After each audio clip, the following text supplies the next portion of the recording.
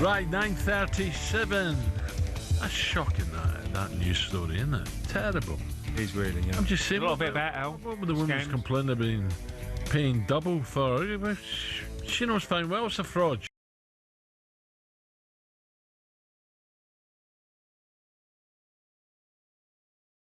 Get £750 off any used electric car or home charger now after 5 of 6 English sides won in the Champions League this week. All of them are top 12 in the table. So we're wondering this morning, is the Premier League just way too strong for the rest of Europe? Here's a chance for Turkey inside the penalty area to finish off the victory. Manchester City 4, Borussia Dortmund 1. Oh, this is turning into a glorious European night for Arsenal, because it's now Arsenal 4, Atletico Madrid 0. Oh, Mickey van der Ven, what a run this is. 50 yards, 60 yards. What a goal! Has been coming. Liverpool 1, Real Madrid 0. It goes back to Newcastle, back to Barnes, under his left foot, stands on the cross, John Linton! Heads it in from close range. Dream start to the second half for the Toons. Newcastle 2, Athletic Club 0. Right, I have to say, I'm a bit uncomfortable doing this next piece. What's that? I bet the English Premier side's League? too good for Europe. I'm wouldn't say- uncomfortable. no, the league. I'm distancing myself. I wouldn't say certain clubs in Europe. I mean, Real Madrid and Barcelona. Exactly. So what we're talking about I here. think the league itself is a lot stronger than the other countries. Yeah, I agree. understand the But it league? doesn't mean you say we're going to No, win. not the it, clubs. I mean, Barcelona, Real Madrid, and Bayern Munich, and top Napoli, or some, they can get to the final, no problem. That Champions League. So well, let me read it all then. It's been looking good for the English side so far, but we've seen all this before. There hasn't been a single English team reach the final since City won it back in 2023, and only 4 of the past 15 winners have come from these shores. But that didn't stop the Daily Mail's chief football reporter. I'm not going to go to Craig, but have a listen. Craig Hope making this claim in the show earlier this morning. Premier League teams are bigger, better, fitter, faster, stronger. The Premier League is so strong now, and it's no surprise to see, as you know, right now, those 6 Premier League teams going through. I'd go one further, guys. You could put any Premier League team of the 20, including the promoted sides, into the Champions League, and I think they would go through as one of the top 24. Nah, I'm not having that. Well, I know what Craig's saying here, and I like Craig, but I'm not having that. well, Ajax are bottom of the league at the moment in the Champions League. Who else we got down the bottom? So would Burnley beat Ajax? Not sure. Yeah, we do. Well, it's, you know, you got Benfica second from bottom, Villarreal, Copenhagen. You got some teams down the bottom of the table who's going to get knocked out at the moment as we stand. But I can see where he's coming from. I just think the league, as I said before, if you're Barcelona, you're playing one of the bottom sides. You can probably rest a few players before a big Champions League game, which gives them a little bit fresher going into it. Well, I don't think you can do that in the Premier League. I really don't believe if you're playing Burnleys, or I'm not just saying Burnleys, whoever's down the bottom, Wolves, West Ham, you know, you've got to be right at it, every single player, or you get beat. Let's get the thoughts of a man who's right across everything that's happening around the continent. A very good morning, European football expert Andy Brasso. Andy, good morning. Morning, Andy. Good morning, fellas. I'm glad you reframed that, Alan, because when you said you were uncomfortable doing this next section, I thought, what have I done? I haven't even said a word yet. Come on. No, Andy, you know where I'm coming from here. You know, Yeah. Don't get me wrong. The Premier League is a great league. It's the best in the world, right? No doubt about it. But, you know, to say that we're faster, fitter, stronger, better than the rest of Europe, whoa. Let's get the knockout stages and let's see who can do it over 2 legs. Yeah, I think that's a really important point, actually, Alan. And I think if we go back to last season, you think Barcelona and especially Liverpool look better than anyone else in the league stage. It's funny that Liverpool won 7 out of their 8 league fixtures in the league stage last season. And that didn't even describe how good they were. They were unbelievable. And I think when we're talking about the difference between the Premier League and other leagues, really we need to be focusing on a game like Liverpool versus Real Madrid this week, because that's twice in 2 years that Real Madrid have gone to Anfield and been absolutely little boyed. You know, that they were second best, and the scores don't even describe how far behind Liverpool they were in those 2 games. And that is definitely an issue with Real Madrid.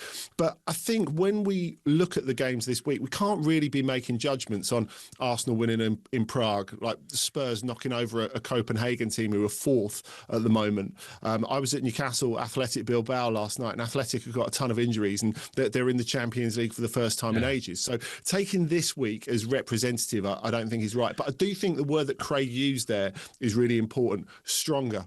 Because we've been talking a lot about set pieces and all that sort of stuff this season in the Premier League. I feel that physically is something that other sides are really struggling to keep up with, the physical strength of Premier League teams. So it's as if the traditional strength of English or British football is combining with a higher technical quality to give Premier Leagues this sort of teams this sort of head start. Yeah, when you talk about Tottenham, Chelsea battered Tottenham, and Chelsea draw an Azerbaijan. Shaban. Yeah, as a Shaban. As a Shaban. Yeah, and I think that's Azerbaijan. It's a big result, that isn't it? I mean, like, you know, Karabag are not celebrated by a lot of people, but you know, they've got experienced players. They've recruited well. They've had the same coach for 15 years, and I think you look at that game, and that is the beauty of the Champions League, really, because I bet you when that came out the hat or out the fixture computer, off the button, I don't know how you'd say it nowadays. The fact is, no one wanted Karabag away, because it's a game that you're expected to win at a canter, but it's a trip that like knocks you out for the whole week. I mean, geographically, it's not in Europe, is it? No. So it's something that's a real pinch, and you know, that's going to affect Chelsea at the weekend as well, I reckon. Andy, what happened with Lookman on Wednesday night? I think he had a bit of a spat with the old manager, didn't he? Atalanta manager?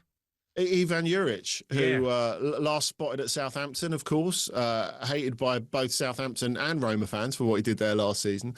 And he's had a slow-ish start at Atalanta. But yeah, Lookman was coming off and Juric grabbed him. Now, look, I think we all know that it's something that's probably not that big a deal, and they'll manage to put a lid on it. But every coach has got to be aware, and Juric is clearly in the wrong here, because every coach has got to be aware. There are 36 cameras in the stadium nowadays. Everyone knows that that's seeing that, and like minutes after it's happened, it's on the internet, it's on Twitter, it's on Instagram, it's everywhere. So he's going to have to come out and apologise to Lookman, especially as Lookman has been in a place where he's been a little bit fragile. He expected to get a big move into this season, this interseason. It didn't happen, and so they've gradually been working him back into the team.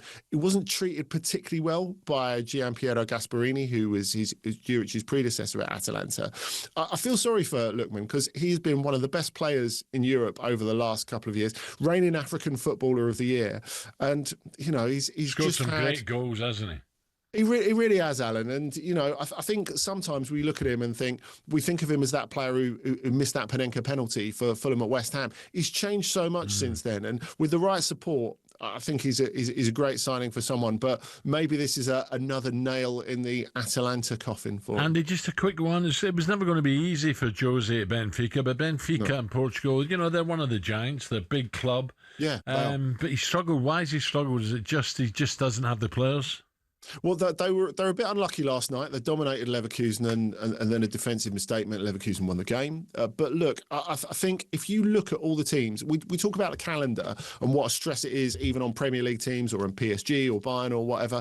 You look at Benfica, and they've got a decent set of players at the moment, but A, he's inherited someone else's set of players. And B, if you look at the amount of games that Benfica have played since the last 16 of the Club World Cup, and you compare them to any of the other big teams, they've played loads more than anyone else, and those players are absolutely blowing, which really makes them struggle in the last 20-25 minutes of games. That's not something he can really do something about, and I think they're gagging for that winter break.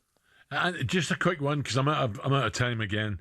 We've got to be careful what we say here, but the Forest owner in trouble with the law or accused of certain things, is that making big headlines around Europe? Yeah, it is. And of course, it's not the first time with Evangelos Marinakis. But look, we'll have to wait to see how it plays out. I think just him in a football context, there's plenty to talk about anyway. And obviously, Forest trying to get back on the horse tonight. Yeah. Brilliant. Andy, thank you. Cheers, Andy. Andy Brassel there, our European football expert, bringing us right up to speed. Okay, coming up, we're going to hear that brilliant story from Loren on Ray Party Parlour, his Monday morning feeling.